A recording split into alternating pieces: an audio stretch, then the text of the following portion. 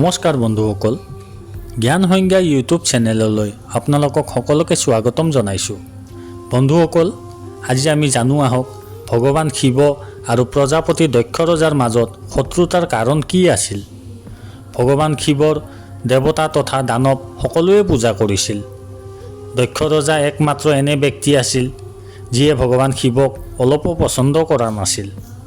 শাওণ মাহটো ভগৱান শিৱ আৰু মাতা পাৰ্বতী দেৱীৰ অতি প্ৰিয় বুলি গণ্য কৰা হয়। এই শাওণ মাহতে মাতা পাৰ্বতী দেৱীয়ে ভগৱান শিৱক স্বামী হিচাপে পোৱাৰ বাবে অত্যন্ত তপস্যা কৰিছিল আৰু মাতা পাৰ্বতীৰ তপস্যাত প্ৰসন্ন হৈ ভগৱান শিৱই মাতা পাৰ্বতীক পত্নী হিচাপে স্বীকাৰ কৰিছিল।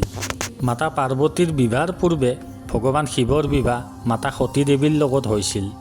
আমি সকলোৱে জানো মাতা সতী দেৱীয়ে মাতা পাৰ্বতী দেৱীৰ ৰূপত জন্মগ্ৰহণ কৰিছিল।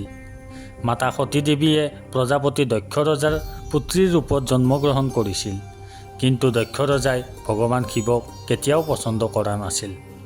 বন্ধুসকল, জানো আহকচোন দক্ষ ৰজা কোন আছিল। প্ৰজাপতি দক্ষ ৰজা এজন প্ৰতাপী ৰজা আছিল। পৌৰাণিক গ্ৰন্থ হিচাপে ভগৱান ব্ৰহ্মাদেৱে প্ৰজাপতি দক্ষ ৰজাক মনুষ্য ৰূপত জন্ম দিছিল। দক্ষ ৰজাৰ বিবাহ অস্কিনী নামৰ মহিলা এজনীৰ লগত হৈছিল। দক্ষ ৰজা ভগৱান শ্ৰী হৰি নাৰায়ণৰ পৰম ভক্ত আছিল আৰু মাতা সতী দেৱী তেওঁৰ কনিষ্ঠ পুত্ৰী আছিল। সতী দেৱীয়ে ভগৱান শিৱক স্বামী হিচাপে পোৱাৰ বাবে অত্যন্ত তপস্যা কৰিছিল আৰু এই কথা ৰজা দক্ষই অলপো পচন্দ কৰা নাছিল আৰু ভগৱান শিৱৰ নাম তেওঁৰ ৰাজ্যত কোনোৱে লোৱাটো তেওঁ বিচৰা নাছিল। পৌৰাণিক কথা হিচাপে ভগৱান শিৱ আৰু দক্ষ ৰজাৰ মাজত শত্ৰুতাৰ কাৰণ তিনিটা বুলি কোৱা হৈছে। পৌৰাণিক গ্ৰন্থ হিচাপে ব্ৰহ্মাদেৱৰ 5টা মূৰ আছিল। তাৰে 3টা সদায় বেদৰ পাঠ কৰিছিল আৰু 2টা বেদৰ বিপৰীতে কথা কৈছিল।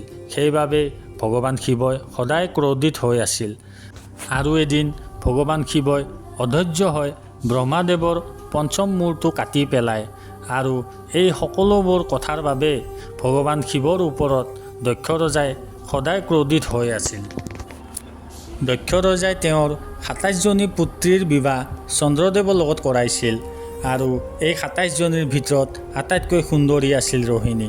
সেইবাবে চন্দ্ৰদেৱে ৰোহিণীক আটাইতকৈ বেছি মৰম কৰিছিল আৰু যেতিয়া দক্ষ ৰজাই এই বিষয়ে অৱগত হয় তেতিয়াই চন্দ্ৰদেৱক আমন্ত্ৰিত কৰি বিনম্ৰ অনুৰোধ কৰি কয় যে তেওঁ কাৰো লগত ভেদভাৱ নকৰি সকলোকে সমান দৃষ্টিৰে চাই যেন, আৰু চন্দ্ৰদেৱেও কথা দিছিল এতিয়াৰে পৰা তেওঁ কাৰো লগত ভেদভাৱ নকৰে আৰু সকলোকে সমান দৃষ্টিৰে চাব।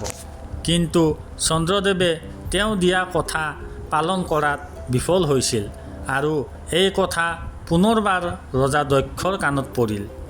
এইবাৰ ৰজা দক্ষই নিজেই চন্দ্ৰলোকত গৈ চন্দ্ৰদেৱক বুজাবলৈ চেষ্টা কৰিছিল, যদিও চন্দ্ৰদেৱ আৰু দক্ষ ৰজাৰ মাজত অত্যন্ত বাদ বিবাদ হয় আৰু অৱশেষত ৰজা দক্ষই ক্ৰোধিত হৈ চন্দ্ৰদেৱক কুৎসিত হোৱাৰ অভিশাপ দিয়ে আৰু এই শ্ৰাপৰ বাবে চন্দ্ৰদেৱৰ সুন্দৰতা দিনে দিনে নাইকিয়া হৈ যাবলৈ ধৰিছিল।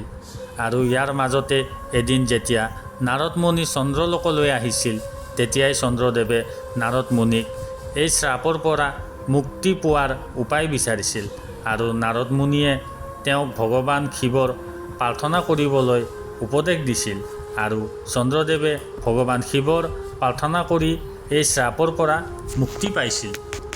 পৌৰাণিক কথাৰ মতে এবাৰ মহাযজ্ঞ এটাৰ অনুষ্ঠান পতা হৈছিল য'ত সকলো দেৱী দেৱতা উপস্থিত আছিল আৰু এই যজ্ঞত যেতিয়া ৰজা দক্ষ আহি উপস্থিত হৈছিল তেতিয়াই সকলো দেৱী দেৱতা ৰজাসকলে তেওঁক দেখি সন্মান কৰি থিয় হৈ দিছিল, কিন্তু ভগৱান শিৱই তেওঁক দেখি ঠাইতে ব্ৰহ্মাদেৱৰ ওচৰত বহি আছিল আৰু এই সমস্ত দেখি ৰজা দক্ষই তেওঁৰ অপমান অনুভৱ কৰিছিল আৰু নানা ধৰণৰ অপমানজনক শব্দ প্ৰয়োগ কৰে শিৱৰ বিৰুদ্ধে।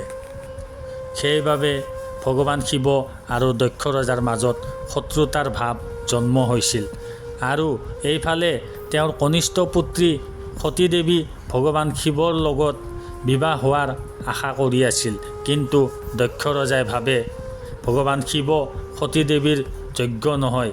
সেইবাবে যেতিয়া তেওঁ সতী দেৱীৰ বিবাহৰ বাবে স্বয়ম্বৰ আয়োজন কৰিছিল আৰু সেই স্বয়ম্বৰত ভগৱান শিৱক আমন্ত্ৰিত কৰা নাছিল। কিন্তু সতী দেৱীয়ে ভগৱান শিৱৰ অত্যন্ত তপস্যা কৰিছিল। সেইবাবে সতী দেৱী ভগৱান শিৱৰ নাম লৈ এডাল মালা পৃথিৱীৰ ওপৰলৈ দলিয়াই দিছিল আৰু তেতিয়াই ভগৱান শিৱই সেই ঠাইত প্ৰকট হৈছিল আৰু সেই মালা নিজে ডিঙিত ধাৰণ কৰি লৈছিল আৰু সতী দেৱীক পত্নী হিচাপে স্বীকাৰ কৰিছিল। আৰু প্ৰজাপতি দক্ষ ৰজাই কেতিয়াও বিচৰা নাছিল যে তেওঁৰ পুত্ৰী সতী দেৱীয়ে ভগৱান শিৱৰ লগত বিয়া হোৱাটো, আৰু এই সমস্তবোৰৰ কাৰণেই ভগৱান শিৱ আৰু দক্ষ ৰজাৰ মাজত শত্ৰুতাৰ ব্যাঘাত জন্ম হৈছিল।